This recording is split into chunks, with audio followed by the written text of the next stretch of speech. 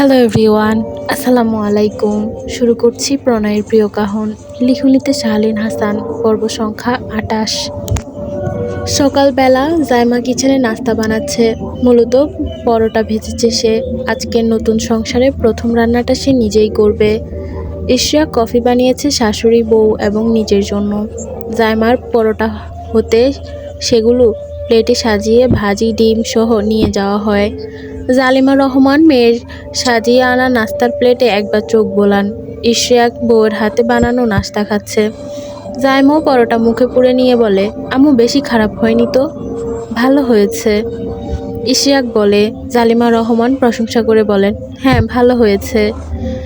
জাইমা ভীষণ খুশি হয়। ইশরিয়াক খাওয়া শেষ করে জাইমা সহ কিচেনে চলে যায়। জাইমা ইউটিউবে কিচেনে রান্নার রেসিপি চালালে ইশরিয়াক ফোনটা বন্ধ করে পকেটে ঢুকিয়ে নেয়। জাইমা মাংস ভাজতে ভয় পাচ্ছে, সেজন্য ইশরিয়াক তাকে সরিয়ে মাংস ভেজে নেয়। জাইমাকে দাঁড় করিয়ে বলে, তেল মশলা দিয়ে রান্না শুরু করো, বাকিগুলো আমি দেখিয়ে দিব। জাইমা মাথা নাড়ায়। ইশরিয়াকের নির্দেশ মতো তেল মশলা দিয়ে রান্না শুরু করে। রান্নার ঝাল লবণটা ইশরিয়াক চেখে দেখে। রান্না অর্ধাদিতে আসতে ইশরিয়াক তাকে রুমে পাঠিয়ে দেয় গোসল করার জন্য। জাইমা রান্না রেখে রুমে এসে স্থির হয়ে বসে। চুলার সামনে আধ ঘন্টা থেকে ঘেমে নিয়ে একাকার হয়ে গেছে। ইশরিয়াক রান্না সেরে রুমে চলে আসে। জাইমা আজকে নীল শাড়ি পরেছে। ভেজা চুল থেকে টপ টপ করে পানি পড়ছে অবিরত। ইশরিয়াক বসা অবস্থায় ঘাড় হেলান দিয়ে জাইমার দিকে তাকায়। জাইমা আয়নার সামনে দাঁড়িয়ে গেলে ইশরিয়াক তাকে চোখ দিয়ে ইশারা করে নিজের দিকে। জাইমা নির্বিশেষে চোখের নামিয়ে তাকে বলে, আপনি শাওয়ারে যান, আজান পড়ে যাবে, এদিকে আসো। আপনার মতলব ভালো না, আমাকে বসা থেকে উঠালে খারাপ মতলব পূরণ করে তবেই তোমায় ছাড়বো। আসছি। চোখ মুখ কুচকে জাইমা যায় ইশরিয়াকের কাছে। যেতে যেতে হাত টান পড়ে যায়। ইশরিয়াক তাকে কোলে বসিয়ে দিয়ে জাইমার ডান হাতের উপর নিজের হাত রাখে, যেটা তার পেটের উপর।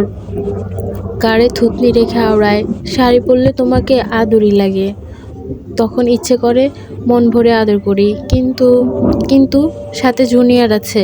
হ্যাঁ, সমস্যা নেই, জুনিয়র আসার 1 বছর পর আরেকজন আসবে। না হ্যাঁ, লম্বা গাবটে বেবি নিয়ে লাভ নেই। পরপর বেবি 3-4 জন নেব, এরপর তুমি আমি বসে বসে ওদের পালবো। তাই বলে 3-4 জন? তাহলে 12 জন, না 20 জন। তুমি ঠিক থাকলে আমি ক্রিকেট টিম বানাবো। জাইমা কেসে ওঠে। ইশরিয়াক তাকিয়ে রয় জাইমার মুখের দিকে। আজকাল মেয়েটা অদ্ভুত সুন্দর লাগে, একটু বেশিই বোধ হয়। সৌন্দর্য বোধ হয় মাতৃত্বের। ইশরিয়াক সযত্নে নিজের তপ্ত স্পর্শটুকু জাইমার কপালে তুলে দেয়। ঠোঁটে ঠোঁট ছুঁয়ে দিয়ে বলে, আমার জুনিয়রের সাথে নিয়ে তোমায় আলাদা সুন্দর লাগে। যখন সে কোলে আসবে তখন কতটা সুন্দর লাগবে ভেবেছ? আপনি সুন্দর, আমাদের মন ভরে দেখবেন।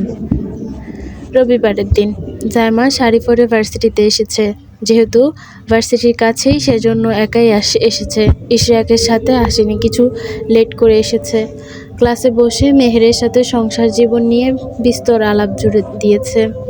ইশরিয়াকের ক্লাস শেষ করেছে মনোযোগ দিয়ে। প্রফেসর ফাহিম আহমেদও আজ ক্লাস নিয়েছে ওদের। যাওয়ার সময় বেশ কয়েকবার জাইমার দিকে তাকিয়ে প্রফেসর ফাহিম। জাইমার নজর ফাহিমের চোরা দৃষ্টি বেশ কয়েকবার ধরা পড়লেও পাত্তা দেয় না। করিডোরের সামনে আসতে ইশরিয়াকের কল আসে। জাইমা ভ্রু কুঁচকে নিয়ে কলটা রিসিভ করে। ও পাশ থেকে ইশরিয়াক জানায়, আমার জরুরি কাজ পড়েছে, তুমি আমার রুমে চলে আসো। বাসায় নিয়ে দিয়ে আমি চলে যাব। কতদিন পর ভার্সিটিতে এসেছি, বাসা তো কাছেই। আপনি কাজে যান, সমস্যা নেই, আমি পৌঁছে পারবো। মৈশানি, কথা শোনো, তুমি অনেকক্ষণ হয়েছে ভার্সিটিতে এসেছো, রেস্টের প্রয়োজন আছে। আপনি কোথায় যাচ্ছেন? কাজে, 1 ঘন্টার মতো লাগবে, সেজন্য তোমায় বাসায় দিয়ে আমি নিশ্চিন্তে যেতে চাচ্ছি। আমি কি ছোট বাচ্চা? আমার সাথে মেহের আছে তো। জাইমার কথায় ইশরিয়াক বেশ জোর দেখায় না। বাসার কাছে, জাইমাও ঠিকঠাক চলাফেরা করতে পারবে, তারপরও হুঁশিয়ারির বার্তা দিয়ে বলে, বাসায় ঠিকঠাক চলে যাবে, ডানে বামে তাকানোর প্রয়োজন নেই, পাক্কা। জাইমা কলটা কেটে সোজা হয়ে দাঁড়াতে না দাঁড়াতেই খবর আসে তার ডাক পড়েছে প্রফেসর ফাহিম আহমেদের রুমে। জাইমা শেষ ক্লাসটা মিস দিয়েছে। ক্যান্টিন থেকে কিছু খাবার খেয়ে প্রফেসর ফাহিমের রুমের দিকে অগ্রসর হয়। লোকটা তার সাথে আগ বাড়িয়ে কথা বলে, তবে পড়াশোনা নিয়ে বেশি কথাবার্তা বলে। একজন টিচার হিসেবে যতটুকু প্রয়োজন। জাইমা আনমনা হয়ে হাঁটতে হাঁটতে ফাহিমের রুমের দরজার সামনে দাঁড়ায়, নক দিয়ে বলে, may I come in? Fahim হাসি মুখে বলে, ইয়েস কাম ইন। জাইমা ভেতরে যায়। শাড়ির আঁচল বা হাতে আঙ্গুলে পেঁচাচ্ছে সে। একটু ভয় ভয় করছে। ফাহিম একটা চেয়ার দেখিয়ে জাইমাকে বসতে বলে। জাইমা বসে পড়ে। পাশে দাঁড়িয়ে ফাহিম বলে, আপনাকে ডেকেছি একটা ব্যাপারে কথা বলতে। জি স্যার। আপনাকে সেদিন আমি বলেছিলাম আপনি দেখতে আমার বইয়ের মতনই। তাকেও আপনার কথা বললাম। সে বলেছে আপনার ছবি দেখাবে। তাহলে ওনার নামটা বলুন, আমি আইডি খুঁজে নিব ফেসবুকে। অস্বস্তি নিয়ে জবাব দেয় জাইমা। ফাহিম জাইমাকে ভালো করে পরখ করে। দৃষ্টি গিয়ে ঠেকে জাইমার গলার কাছে বনের উপর জলজল করা কালো তিলটার দিকে। গলায় সোনালি রঙের চেইন চিকচিক করছে। জাইমা গলার দিকটা বেশ আকর্ষণীয় লাগছে। ফাহিম ফোনটা বের করে জাইমাকে বলে, আপনার আপত্তি না থাকলে একটা সেলফি নিতে পারি? আসলে স্যার এখানে ছবি ভালো আসবে না। আপনি ম্যামের নামটা বলুন, আমি আইডি খুঁজে নেব। ফাহিম একটু হাসে, গুরুগম্ভীর কণ্ঠে বলে, তোমার ফোনে ক্যামেরা ভালো। একটা ছবি সুন্দর হওয়ার মেইন পয়েন্ট হলো চেহারার সুন্দর হওয়া, যেটা মাশাল্লাহ আপনার আছে। সো ছবি অসুন্দর হওয়ার প্রশ্নই আসে না। জাইমা বিরক্ত হচ্ছে, কিন্তু রুড বিহেভ করা যাবে না। যদি রেগে ওনার সাবজেক্ট জাইমাকে ফেল দিয়ে দেয়। জাইমা ঘোর কাটে যখন ফাহিম বলে, আপনার সাথে একটা সেলফি তোলা হয়ে গেছে। জাইমা শুকনো ঢোক গেলে ভেতরে ভেতরে ভয় তাকে কুকড়ে কুকড়ে খাচ্ছে। ইশতিয়াক সব বলে দেবে, সাথে ফাহিম স্যারের গায়ে পড়া ভাবটাও। তখন ফাহিম বলে, আমার সাবজেক্টে আপনার কেমন মার্কস চাই? যতটুকু লিখবো ততটুকুই দিবেন। এরপর প্রমোশন আমি চাই না। আর যদি কোনো মার্কসই না দেই? এটা কেমন কথা? আমি যা পাবো তাই দিবেন, মার্কস দিবেন না কেন? আমার সাবজেক্ট সম্পূর্ণ আমার মর্জি। বাই দ্য ওয়ে, শাড়িতে আপনাকে একটু বেশি সুন্দর লাগে। জাইমা রাগে ফুঁসে উঠে আশেপাশে তাকায়, হাতের কাছে কিছু আছে কি না দেখার চেষ্টা করে। টেবিলের উপর একটা কাচের গ্লাস রাখা আছে। জাইমার কাছে ফাহিমের চাহনি বা মতলব ভালো ঠেকছে না। সেজন্য নিজের আত্মরক্ষা হিসেবে গ্লাসটাকে বেছে নিয়ে বলে, চিন্তা করেছে সে। তখন ফাহিম ইনিয়ে বিনিয়ে বলে, আপনাকে একটা প্রস্তাব দিব।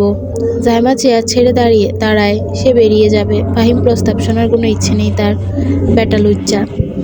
জাইমা তার জীবনে এরকম ভদ্র মুখোশ পরা জানোয়ার দেখেনি। এনার নাকি বউ আছে ভাবলেই জাইমার খারাপ লাগে যে মহিলার জন্য কীরকম দুশ্চরিত্র লোকের সাথে সংসার করছে। জাইমা দরজার দিকে এগোলে ফাহিম তার হাত ধরে নেয়। জাইমা হাত ছাড়াতে ছাড়াতে বলে, এসব কেমন অসভ্যতামি? আপনার নামে আমি অভিযোগ করব। ফাহিম জাইমাকে টেবিলের সাথে চেপে ধরে, দু হাতে চেয়ারে হাত দিয়ে ধাক্কা দিয়ে সরিয়ে ফেলে।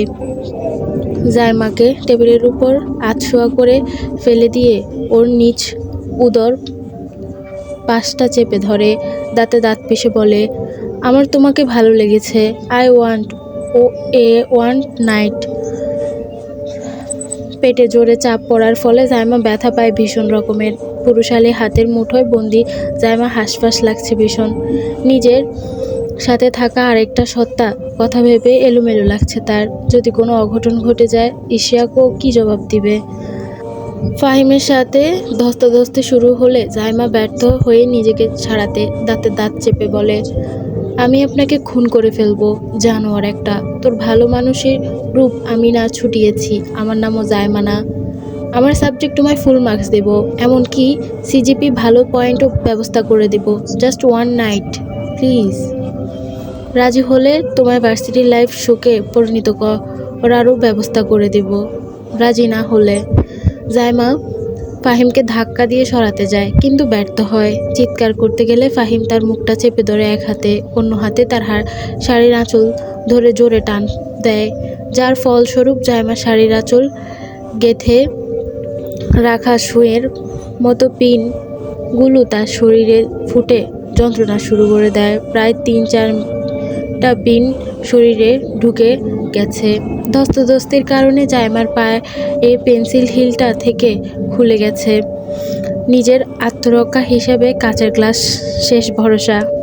জাইমা সে গ্লাস ধরতে ধরতে ফাহিম তার লালসাপূর্ণ চাহনি জাইমার সারা বুক জুড়ে বিচরণ করে। এক পর্যায়ে সে জাইমার গলায় মুখ ডুবিয়ে দিয়ে সেই আকর্ষণীয় তেলটায় চুমু খায়। জাইমা ছিটকে যায় ফাহিম থেকে। জাইমা নিজের শাড়ির আঁচল ধরে রেখে উঠে দাঁড়ায়। গ্লাসটা ফাহিমের মাথায় বাড়ি খাওয়ার ফলে ফাটল ধরলেও ফ্লোরে পড়ে ভেঙে কয়েক টুকরো হয়ে গেছে। জাইমা না দেখে সে কাচের টুকরোগুলো পা রাখতে রক্তাক্ত হয়ে যায়। ঘাড়ে পিন ঢুকে যাওয়ার যন্ত্রণা থেকে বেশি নিজের দেহের পর পুরুষের ছোঁয়া লেগেছে, সেই যন্ত্রণা মস্তিষ্ক জুড়ে কিলবিল করছে। জাইমার দু চোখ বেয়ে পানির ঢোল নেমেছে। এই মুহূর্তে এখান থেকে পালানো প্রয়োজন। রক্তাক্ত পা ব্যথায় বিষিয়ে আছে, সে সময়ে এগোনোর শক্তিটুকু নেই। তড়িঘড়ি করে নিজের জুতো জোড়া কুড়িয়ে নিতে নিতে জাইমার মাথায় আসে ইশরিয়াকে রুমে যেতে হবে। ইশরিয়াকে আজ কাজ আছে, সেজন্য শেষ করে সে বাসায় চলে যাবে। এখন তাকে পাবে কি না সন্দেহ। ফাহিম মাথায় ব্যথায় দু চোখ ঝাপসা দেখছে, শুধু এতটুকু দেখছে জাইমা পালিয়ে যাচ্ছে। জাইমা রুম থেকে বেরিয়ে স্বস্তির নিঃশ্বাস ছাড়ে। এখানে ভয় নেই, তবে দু চোখে পানি বাদ নামছে না। জুতো জোড়া পায়ে গলিয়ে নেয় সে। ইশরাক চলে গেছে হয়তো। জাইমা এখন কার সাহায্য নিবে ভাবতেই চোখ জোড়া আরও ঝাপসা হয়ে আসে। লিফটের সামনে দাঁড়িয়ে শাড়ির আঁচল দিয়ে গা ঢেকে নেয় ভালোভাবে। সাথে থাকা ব্যাগটা নিয়ে দ্রুত লিফটে প্রবেশ করে। এক মুহূর্তে ভার্সিটি ছাড়তে পারার মতো মুক্তি আর কিছুই নেই। লিফটে এক কোণে চুপটি মেরে দাঁড়িয়ে আছে ও। আল্লাহকে স্মরণ করে নিচ ফ্লোরে এসে থামে। বাহিরের দিকে যেতে নিলেই সেদিন ক্যান্টিনে বসে থাকা তাকে পরোক্ষ করা ছেলেগুলো দেখতেই পিলারের তার আড়ালে লুকিয়ে যায় ও। জায়গাটা ফাঁকা, আবার লোকের হানাগোনাও আসে না বলা যায়। জাইমা আশেপাশে তাকিয়ে আপাতত নিরাপদ জায়গা খোঁজে। ছেলে দুটো টকবক চাহনি কাউকে খুঁজে চলেছে, আবার কলেও কথা বলছে। জাইমা আড়ালে লুকিয়ে থাকা সাবধানে পার্কিং লটের দিকে এগিয়ে গাড়ির আড়ালে লুকিয়ে সিদ্ধান্ত নেয়। ভয়ে পা বাড়িয়ে সামনে যাওয়ার মতো সাহসটুকু নেই। ফাহিম আহমেদ তাকে যে ট্রমা দিয়েছে সেটা থেকে বেরোতে কয় মাস লাগবে ভেবে পায় না জাইমা। গলাটা শুকিয়ে কাঠ গেছে। ও শুধু ভয় হাতে ফোনটা বের করে ইশরিয়াকে নাম্বারে ডায়াল করবে বলে। এমত অবস্থায় ফোনটা হাত থেকে টান পড়ে জাইমা চমকে তাকায়। সামনে দাঁড়িয়ে আছে জেনেফা। জাইমা দাঁড়িয়ে ফোনটা ছো মেরে নিয়ে যায়, আঙুল উঁচিয়ে বলে, আমার থেকে 100 হাত দূরে থাকবে। পেছন থেকে দুটো ছেলে এগিয়ে আসে। জাইমা জেনেফাকে ধাক্কা দিয়ে সরিয়ে বেরিয়ে যায় সেখান থেকে। ছেলেগুলো ওর পিছনে আসছে। জাইমা এলোমেলোভাবে ইশরিয়াকের রুমের দিকে ছুটছে। লিফটের সামনে এসে দাঁড়াতেই কয়েকজন দেখে স্বস্তি নিঃশ্বাস ফেলে, তাদের সাথেই প্রবেশ করে ফেলে। সে ছেলেগুলো আস্তে আস্তে লিফটের দরজা বন্ধ হয়ে যায়। জাইমা চোখ বন্ধ করে দুটো শ্বাস নেয়। দুরু দুরু বুকে আল্লাহর নাম নিচ্ছে। আশা একটিবার ইশরিয়াকে দেখা পাওয়া। ও জানে না ইশরিয়াক আছে কি না নেই। 3rd ফ্লোরে ইশরিয়াকের রুমে, আর সে 3rd ফ্লোরে আছে। নিজেকে শাড়ির আঁচল দিয়ে নিজেকে পুরোপুরি ঢেকে সে ইশরিয়াকের রুমের দিকে ছুটে। ওই জায়গাটা, ওই একটা মানুষের কাছে তার শান্তি আছে। পায়ে সম্ভব কাজ বেঁধে গিয়েছে। জাইমা সেই ব্যথা নিয়ে ইশরিয়াকের রুমের দরজায় দাঁড়িয়ে। দরজাটা খুলে ভেতরে দেখে ইশরিয়াক একজন ভদ্রলোকের সাথে কোনো বিষয়ে কথা বলছে। জাইমা দেওয়ালে ঠেস দিয়ে দাঁড়িয়ে আছে, কোনো রকম কথা বলছে না। ইশরিয়াক গুরুত্বপূর্ণ প্রজেক্ট নিয়ে কথা বলছিল। জাইমাকে খেয়াল আসতেই সে ভদ্রলোককে বলে, বাকি আলোচনা আগামীকালকে হবে। আপনি এখন আসতে পারেন স্যার, আমার একটা গুরুত্বপূর্ণ কাজ আছে। ভদ্রলোক মাথা নাড়িয়ে বলে, sure, please take your disk. ভদ্রলোক ক্যানের বোতল হাতে নিয়ে বেরিয়ে যায়। ইশরিয়াক নিজের চেয়ার ছেড়ে উঠে দাঁড়ায়, এগিয়ে আসে জাইমার দিকে। জাইমা দরজাটা সন্নপনে লাগিয়ে দেয়। সামনে এগোনোর শক্তি সে পাচ্ছে না, কান্না গিলে রেখেছে সে। ইশরিয়াক জাইমাকে দেখেই আঁচ করেছে কিছু একটা ঠিক নেই। জাইমা কাছাকাছি আসতেই সে ইশরিয়াকের বুকে হামলে পড়ে। শাড়ির আঁচলে ডান কাঁধ থেকে ছেড়ে দেয়, যা একপাশে ঝুলে। হয়তো একটা পিন অবশিষ্ট আছে, যা শাড়িটাকে আটকে রেখেছে। জাইমা নিজের ভর ছেড়ে দিয়েছে ইশরিয়াকের উপর, নজর শুধু ইশরিয়াকের দিলে স্থির। বুকটা অস্বাভাবিক রকমের কম্পন হচ্ছে। ইশরিয়াক পুরোপুরি অবাক হয়ে গেছে। জাইমা ফুপিয়ে কান্না করছে তার বুকে। ইশরিয়াক ব্যস্ত ভঙ্গি জিজ্ঞেস করে, কি হয়েছে মৈশানি, তুমি কাঁদছো কেন? জাইমা জবাব দেয় না, বরং ইশরিয়াককে আরো শক্ত করে জড়িয়ে ধরে বলে, আমাকে ছেড়ে যাবেন না তো প্লিজ। ইশরিয়াক জবাব দেয় না, জাইমাকে নিজের সাথে আগলে নেয়। একটা চেয়ার টেনে বসে পড়ে। নিজের কোলে জাইমাকে বসিয়ে দিয়ে বলে, লুক অ্যাট মি মৈশানি। জাইমা তাকায়। ইশরিয়াক প্রশ্নবোধক চাহনি জাইমার ভিতরটা এলোমেলো করে দিচ্ছে। সে জুতো জোড়া পা থেকে খুলে কিছুটা সামনে রাখে। ইশরিয়াক তাকায় সে জুতোর দিকে। রক্তে লাল হয়ে আছে। জাইমা নিজের বাঁ কাঁধের শাড়ির আঁচলের দিকে দেখিয়ে বলে, এখানে পিন ঢুকেছে। ইশরিয়াক কিছু বলে না। জাইমার কাঁধে চেক করে, দুটো পিন শরীরে বেঁধে গেছে। ইশরিয়াক সযত্নে পিন বের করে আনার জন্য টান দিলে জাইমা ব্যথা কুঁকড়ে যায়। ইশরিয়াকের শার্টের গলা চেপে ধরে। কাঁধ থেকে একটা পিন বের করে আরেকটায় হাত লাগাতে যাবে জাইমা তাকে থামিয়ে দিয়ে বলে, কাঁধে ব্যথা পাচ্ছি আমি, একটু ওয়েট করো, বের করে নিলে ব্যথা কমে যাবে। জাইমা চোখ মুখ খিচে ইশরিয়াকের গলা চেপে ধরে রেখেছে। ইশরিয়াক চেষ্টা করছে জাইমা যাতে ব্যথা না পায়, সেভাবেই পিনটা বের করার জন্য।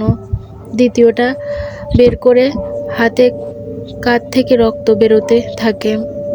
জাইমা পাটা কিছু উঁচু করে দেখার চেষ্টা করে কয়টা কাঁচ বেঁধেছে, কিন্তু রক্ত পায়ের তালু লাল হয়ে আছে, সেজন্য দেখা যাচ্ছে না। ইশরিয়াক জাইমাকে আরেকটা চেয়ার টেনে বসিয়ে দেয়। নিজেকে মেঝেতে বসে জাইমার পা হাতে নেয়। দুই হাতে রক্ত লেগে আছে, সেজন্য ইশরিয়াক পানি বোতল এনে ময়লা ফেলার ঝুড়িটার উপর জাইমার পা রেখে পানি দিয়ে ধুইয়ে দেয়। ধোয়া শেষ হলে দেখে ডান পায়ে দুটো কাঁচ বিঁধেছে, বাঁ পায়ে তিনটে। ইশরিয়াক জাইমার দিকে তাকিয়ে বলে, একটাও মিথ্যে বলবে না, নিজের এই হাল কি করে করেছো? জাইমা ফুপিয়ে কেঁদে ওঠে। ইশরিয়াক চেয়ারে বসলে জাইমা তার কোলে বসে বুকের উপর ঝুঁকে যায়, গলা জড়িয়ে ধরে বলে, ওই প্রফেসর আমাকে ডেকেছিল, ওই পেশা একদম বাজে লোক। জাইমার কথা ইশরিয়াক টনক নড়ে। শান্ত চাহনি মুখটা নিমিষেই কঠোর হয়ে আসে। ভার্সিটির অন্যায় এবং পলিটিক্স সব কিছুই তার জানা। জাইমার কাঁধে এলোমেলো হয়ে থাকা চুলগুলো ইশরিয়াক একপাশে সরিয়ে দেয়। লাল হয়ে থাকা কাঁধটা নরম হাতে বুলিয়ে দিয়ে বলে, এরকম কিছু না মৈশানি, তুমি আমাকে ঘটনা খুলে বলো। আপনি আমায় চড় মারবেন না তো, ছেড়ে দিবেন না তো? না, নিরুদ্বেগ নির্লিপ্ত ভাব নিয়ে জবাব দেয় ইশরিয়াক। জাইমা তার বুকে মুখ লুকিয়ে বলে, ওনার সাথে আমার পরিচয় হয়েছে বলতে উনি তো ক্লাস নেন, একদিন করিডোর দেখে ডেকে নাম জিজ্ঞেস করেছিলেন, তারপর বলতে আমি নাকি ওনার বউয়ের মতো। একজন টিচার একজন স্টুডেন্টে সেভাবেই ট্রিট করে, উনিও সেভাবেই আমাকে করেছিলেন। ওনার মাঝে আমি অতিরিক্ত কোনো কিছুই দেখিনি বা বাজে ইঙ্গিতপূর্ণ কথা। থেমে আজকে উনি আমাকে ডেকেছেন, যেতে বললেন, ওনার বউ নাকি আমায় দেখতে চায়। আমি বলেছি নাম বলতে, আমি আইডি খুঁজে নেব। এরপর কথা বলার ভেতরে উনি আমার ছবি তুলে নিলেন, আমি টের পেলাম না। এরপর উনি জিজ্ঞেস করলেন ওনার সাবজেক্ট আমার কেমন পয়েন্ট চাই। আমি বলেছি যতটুকু পাবো ততটুকুই। উনি বলেছেন আমার সিজিপি ভালো পয়েন্ট, ব্যাপারটা দেখবেন। বিনিময়ে কেঁদে ওঠে জাইমা। ইশরাক চুপচাপ শুনছে সে কথা। জাইমা অস্বস্তি নিয়ে বলতে শুরু করে, ওয়ান নাইট অফার করেন উনি আমাকে। আমি ওনাকে দুশ্চরিত্র জানোয়া সব বলেছি। চলে আসার সময় উনি আমাকে আটকে দিয়েছেন, ওনার টেবিলের সাথে চেপে ধরেছেন। উনি আমার গলায় মুখ থেমে আমার কোমরে হাত রেখেছে, পেটে অসম্ভব ব্যথা পেয়েছি। শাড়ির আঁচলে টান দিয়েছে খুলে ফেলার জন্য। ওনার প্রস্তাব রাজি না হলে আমায় ভার্সিটি লাইফ শোকে পরিণত করে দিবেন। হাতের কাছে থাকা গ্লাস দিয়ে ওনার মাথা বাড়ি মেরেছি। ফ্লোরে পড়ে ভেঙে যাওয়ায় আমার পায়ে গেঁথে গেছে। পুনরায় দম দিয়ে বলে, বাহির বেরোতে দেখলাম দুটো ছেলে আমায় ফলো করছে। ভয়ে পার্কিং লটে যাই। আপনাকে কল দেওয়ার জন্য ফোন বের করতেই জেনেভা আমার থেকে ফোন কেড়ে নেয়। পরে ওর থেকে ফোন নিয়ে দেখি ছেলেগুলো আমার দিকে এগোচ্ছে। আমি জেনেভাকে ধাক্কা মেরে এখানে চলে এসেছি। মুহূর্তে ইশরিয়াকের চাহনি কঠোরত্ব ফুটে ওঠে। ও জাইমার দিকে এক নজর তাকায়। জাইমা এখনো ফুপিয়ে কেঁদে চলছে। ইশরিয়াক মুহূর্তেও শাড়ির আঁচল সরিয়ে ফর্সা উদরে নজর দেয়। ডান হাতে মৃদু উঁচু উদর স্লাইড করে বলে, বেশি পেন হচ্ছে? জাইমা উপর নিচ মাথা নাড়ায়। ইশরিয়াক আরেকবার দৃষ্টি বলিয়ে উঁচু উদর পুনরায় উঠে দুগালে আলতোভাবে হাত রেখে জাইমার দু ঠোঁটে আলতো স্পর্শ করে বলে, তুমি আমার কাছে আসোনি কেন? ভেবেছিলাম আপনি চলে গেছেন। আমার যাওয়ার কথা ছিল, কিন্তু জেনেভা আসবে সেজন্য যায়নি। জাইমা আর জবাব দেয় না। অবাক দৃষ্টিতে ইশরিয়াকের দিকে তাকিয়ে থাকে। দুটো ঝাড়ি মেরে ফেলে দিয়ে বলে, কেন যাবেন? ও কেন আসবে? রিল্যাক্স মহিষানি, আমি ওকে ভালোভাবে বুঝিয়ে দেওয়ার জন্যই যাওয়ার পরিকল্পনা করছি। এই যে আজকে তোমার ক্ষতি করতে চেয়েছে, এটার জন্য ওর যা প্রাপ্য তা বুঝিয়ে দেওয়ার জন্য হলেও আমাকে ওর মুখোমুখি হতে হবে। আর ফাহিম স্যার, আগে থেকে আমার টার্গেট আছে সে। তোমাকে আমি কেন বারণ করতাম তার থেকে দূরে থাকতে? এবার ঠিক বুঝেছ আশা করি। জাইমা জবাব দেয় না। ইশরাক জাইমার চোখ মুখের দিকে এক নজর তাকিয়ে বলে, চলো, তোমার পায়ের কাজগুলো বের করতে হবে। না, আপনি আমাকে ভুল বোঝেননি তো? এরকম কিছু না মহিষানি, তুমি এসব ভুলে যাও। কথাটা বলে জাইমাকে নিজের থেকে আলগা করে ইশরাক। জাইমার মনে হলো ইশরাক তাকে দূরে ঠেলে দিচ্ছে। ব্যাপারটা মাইন্ডে লেগেছে জাইমার। নিজের গা গুলিয়ে আসছে এটা ভাবলেই এই প্রফেসর ফাহিম তাকে। জাইমা নিজের শাড়ির আঁচল উঠিয়ে নেয়। ইশরাক নিজের ফোন হাতে নেয়। খুব দ্রুত কিছু টাইপিং করে ফোনটা পকেটে রেখে দেয়। টেবিলের উপর থাকা জুসের গ্লাস জাইমার দিকে বাড়িয়ে দিয়ে বলে, এটা খাও, ভালো লাগবে। জাইমা না বোধক মাথা নাড়ায়। ইশরাক পুনরায় চোখ দিয়ে ইশারা করে। জাইমা জুতো হাতে নেয়। খুঁড়িয়ে খুঁড়িয়ে হেঁটে দরজা অবধি যায়। সে বেরোতে ইশরাক আসে পিছন দিয়ে। আগে পিছে হেঁটে এগোচ্ছে দুজন। লিফটের কাছে ভিড় না থাকায় স্বস্তির নিঃশ্বাস ফেলে ভিতরে ঢুকে দুজন। জাইমা ইশরাককে বলে, আমার ব্যাগটা ক্লাসে রয়ে গেছে। ইশরাক জবাব দেয় না। লিফট থেকে বেরোতেই জাইমা দেখে একজন ভদ্রলোক তার ব্যাগ হাতে দাঁড়িয়ে আছে। জাইমা ব্যাগটা হাতে নেয়। ইশরাককে রেখে সে গাড়ির সামনে চলে যায়। ইশরাক সে লোকটার সাথে কি যেন বলল। তড়িঘড়ি করে এসে দরজা খুলে দেয়। জাইমা বসতেই সাহায্য করে। জাইমা বুঝতে পারছে ইশরাক কোনো রিয়াকশন দেয়নি কেন। তাকে ভুল বুঝবে না তো। সিটে মাথা ফেলে দিয়ে জাইমা চোখ বন্ধ করে ফেলে। কাঁধে ব্যথা বেড়েছে, পায়েও টনটন ব্যথা অনুভব, আর সবচেয়ে বেশি ব্যথা হচ্ছে নিচ উদরে। ইশরাক স্টিয়ারিং ঘুরিয়ে গাড়ি চালাচ্ছে গন্তব্য কাছের হসপিটালের দিকে। জাইমা ইশরাকের দিকে তাকিয়ে বলে, আপনি কি রেগে আছেন? না।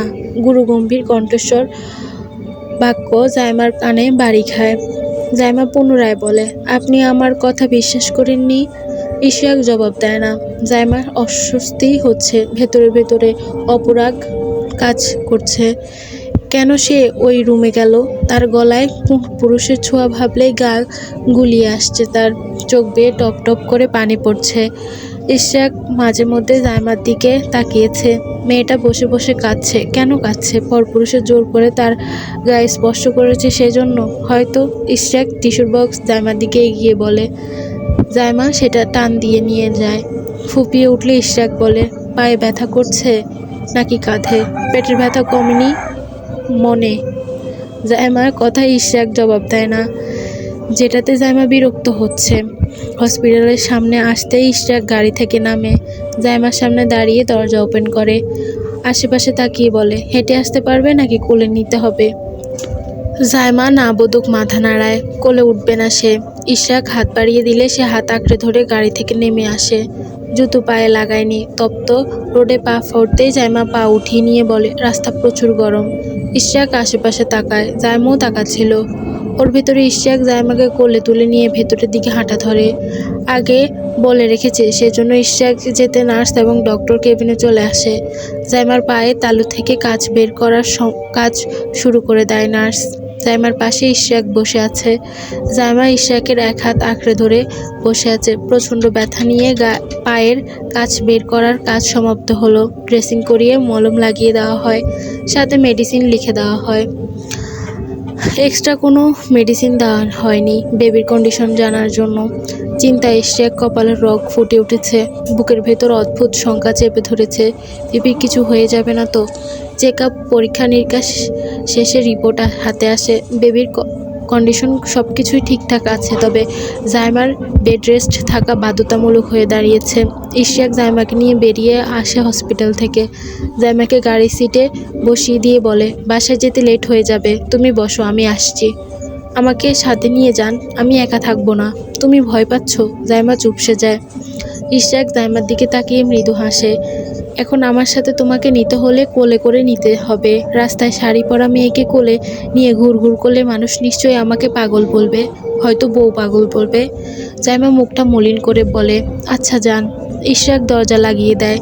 পাশের সব থেকে কিছু ঠান্ডা পানীয় শুকনো খাবার নিয়ে এসেছে, মূলত জাইমার জন্যই। গাড়িতে বসে জাইমার দিকে একটা এগিয়ে দিয়ে বলে, খাবারগুলো খেয়ে নাও। জ্যামে পড়লে 1-1.5 ঘন্টা কম ছাড়া পাবো না। অন্য রাস্তা ধরুন প্লিজ, আমি এতক্ষণ বসে থাকতে পারবো না, চেষ্টা করছি। জাইমা জবাব দেয় না। ইশতিয়াক সিটে বেল্ট বেঁধে নিতে নিতে বলে, খাওয়া শুরু করো। আপনি খাবেন না? তোমার জন্য এনেছি, শুধু খাও। এত কথা বলো কেন?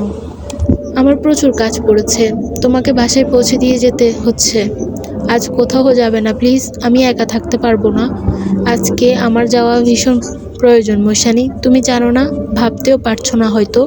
আমার বেবি কিছু হলে ওই ফাহিম আর জেনেফা দুটোকেই আমি খুন করব, গুম করতাম। এমনকি ফাহিম যে দুঃসাহস দেখিয়েছে, ওকে 6 মাসের বেড রেস্ট না দেওয়া অবধি আমার শান্তি হবে না।